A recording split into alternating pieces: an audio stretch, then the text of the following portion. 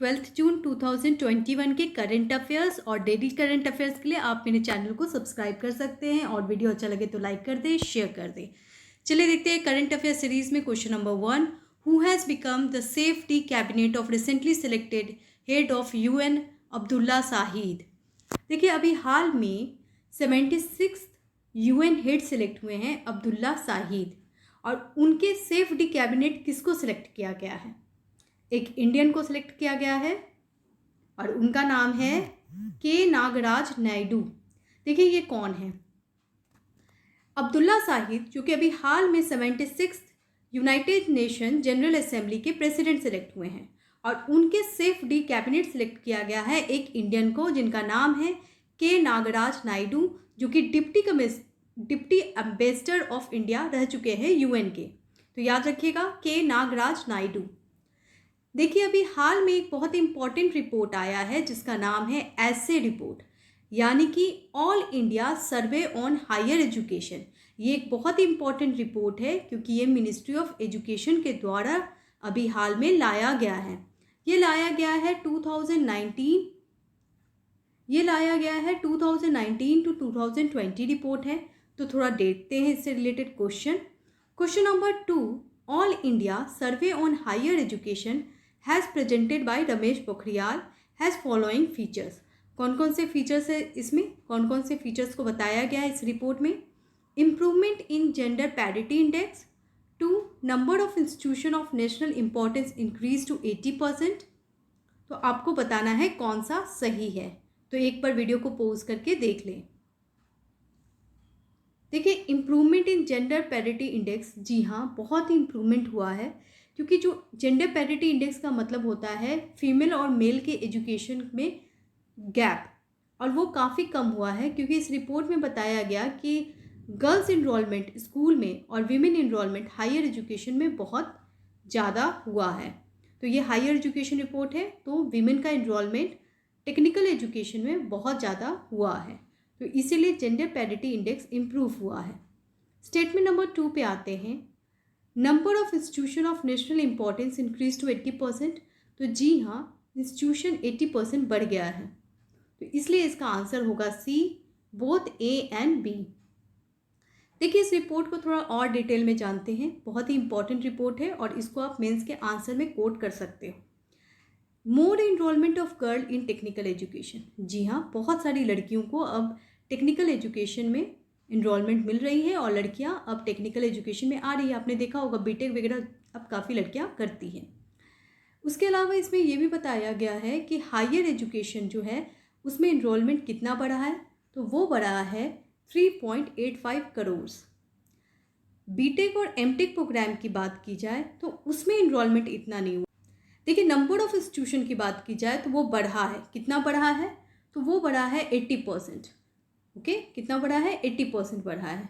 अगर हम लोग देखें डिटेल में तो 75 था 2015 में, ठीक है, institution, national institution, IIT type institution, लेकिन ये बढ़ के हो गया है 2015 में केवल 75 था और अब हो गया है 135।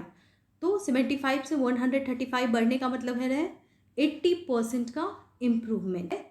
लेकिन बीटेक और एमटेक प्रोग्राम में गर्ल्स का इनरोलमेंट इतना नहीं बढ़ा है, ओवरऑल भी नहीं बढ़ा है 2015 से कंपेयर किया जाए। तो फिर इनरोलमेंट किस में बढ़ा है हायर एजुकेशन में? तो वो बढ़ा है एमबीए में, एमबीबीएस में यानी मेडिकल में। इन सारे एजुकेशन में गर्ल्स का इनरोलमेंट बढ़ गया है। तो रिपोर्ट काफ़ी पॉजिटिव है।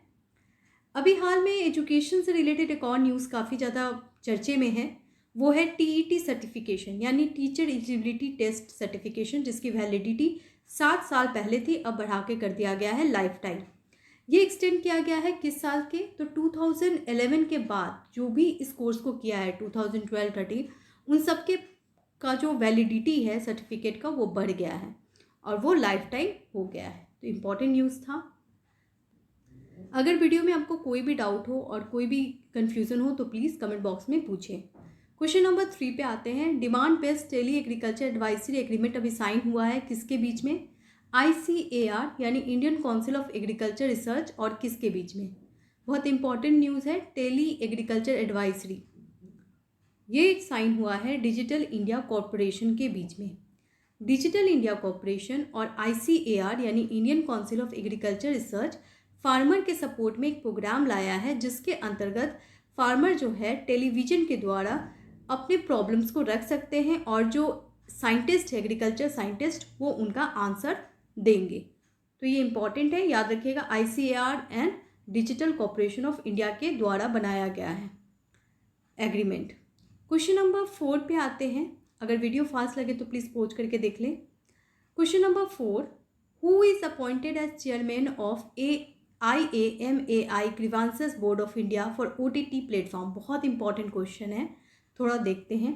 OTT प्लेटफॉर्म तो आपको पता ही है, नेटफ्लिक्स, अमेज़न, इस तरह के प्लेटफॉर्म में अगर आपको कोई कंप्लेन करना है तो वो कंप्लेन कहाँ सुनवाई जाती है? तो वो होती है IAMAI। ये क्या होता है? देखिए, internet and mobile association of India, ये एक बोर्ड है जिसमें ग्रीवांसेस बोर्ड है, यानी आपके प्रॉब्लम को सुनने वाला बोर्ड है, और उसका अभी हाल में चेयरमैन अपॉइंट हुए हैं। कौन है वो चेयरमैन? तो वो हैं justice AK Sikri. Justice AK Sikri को अभी अपॉइंट किया गया है IAMAI यानी internet and mobile association of India grievances board के चेयरमैन। ये बहुत इंपॉर्टेंट बॉडी है। क्वेश्चन नंबर 5 पे आते हैं। देखिए, अभी हाल में कोविड-19 का वैक्सीन मैन्युफैक्चरिंग यूनिट सेटअप किया जा रहा है। आपको बताना है कहाँ, किस राज्य में। तो ये सेटअप किया जा रहा है केरला में। केरला में पहली बार कोविड-19 वैक्सीन मैन्युफैक्चरिंग यूनिट बनाया जा रहा है। कहाँ? तिरुवनंतपुरम में, जो कि कैपिटल है केरला का, और वहाँ पे एक नेशनल पार्क है, वहाँ पे पास में ही ये सेटअप किया जा रहा है कोविड-19 वैक्सीन। क्वेश्चन नंबर 6 पे आते हैं। अभी हाल में 2 नए बर्ड देखे गए हैं, मोनल बर्ड। आपको बताना है कहाँ। तो ये जो नए मोनल बर्ड स्पीसीज देखे गए हैं वो देखे गए हैं अरुणाचल प्रदेश में। देखिए, ये बर्ड बहुत ही ज़्यादा न्यूज़ में है और न्यूज़पेपर से ही कलेक्ट किया गया है। मोनल बर्ड जो है वो ज़्यादातर देखा गया है हिमालयन मोनल बर्ड और स्केरर स्केलेटल मोनल बर्ड, ये 2 तरह के बर्ड हैं, जो कि दोनों ही प्रजाति पहली बार भारत में अरुणाचल प्रदेश में देखा गया है। हिमालयन मोनल की बात करें तो ये देखा जाता है अफगानिस्तान में, लेकिन इस बार इंडिया में देखा गया है। और दूसरी बात कि एक स्केलेटल मोनल है जो कि म्यांमार और चाइना में देखा गया था, अब कहाँ देखा गया है?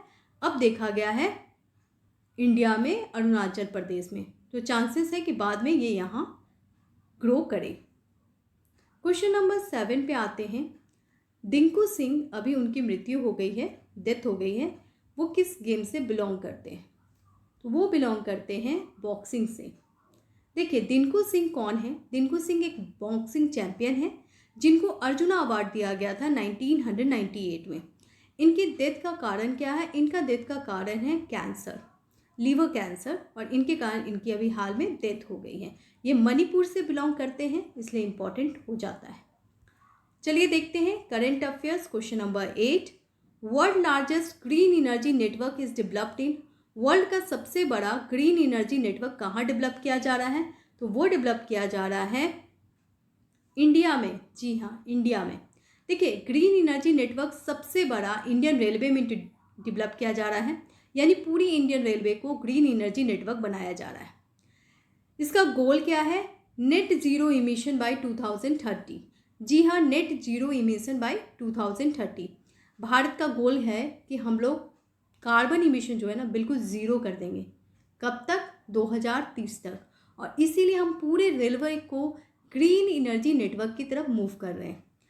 और बिल्कुल माउंटेन रेलवे बहुत ही ब्यूटीफुल होता है जर्नी उसका, तो उसी से रिलेटेड ये सवाल है। अभी हाल में 3 माउंटेन ट्रेन को यूनेस्को वर्ल्ड लिस्ट में इंक्लूड किया गया है। कौन कौन? दार्जिलिंग, नीलगिरी, कलका, शिमला रेलवे एक्सप्रेस। तो याद रखिएगा। और फ्रेंड्स, आज का सवाल देखते हैं। कौन सी सिटी टॉप है लाइवेबल सिटी इंडेक्स में? इसका आंसर जल्दी से कमेंट बॉक्स में दे दें, और वीडियो अच्छा लगे तो लाइक कर दें, शेयर कर दें और चैनल को भी सब्सक्राइब कर दें। Thank you to watch full.